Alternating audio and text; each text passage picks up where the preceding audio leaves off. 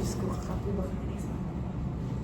So, this is my family tree. So, mag-start tayo sa side ng mama ko. Again, this is my lolo, Rudy Kahulugan. Yung job niya dati is medrep, and then my lola's job before was nurse, pero nag-retire na siya kasi she's already old. And this is the siblings of my mother. So let's start with Tita Monique. She's the eldest. She lives here in Manila. And then my Tito Rudso, nasa Cagayan. And my Tita Sweet, nasa Australia. And my mother dear, si Marie Chris, nasa Cagayan din. And si Tito ninyo nasa Abu Dhabi. So, wala siyang work. Wala din siyang work. Wala silang work. silang tatlo, wala silang work. And then my mother is nurse, and then my tito ninyo is also a nurse. So on the other side, this is my father's side.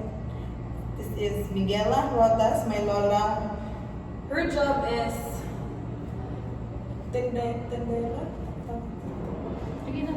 tendera dun sa Tampakan, sa Dari province area. This is my lolo, Restito Rodas. I don't know what's his job.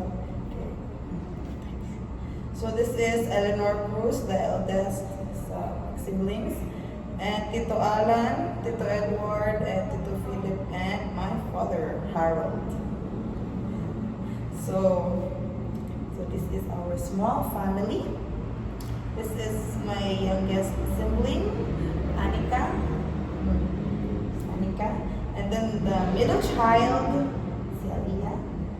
And then me, Audrey. So sa family na ito is, this side, sa mom ko na side is more on medical field sila. And then the other side is business. So I think, for me, I belong in the medical field. I don't like business. Yes. And then, sa side na ito, mas adventurous sila sa side ng papa ko rather than this side. Kasi they they like to work.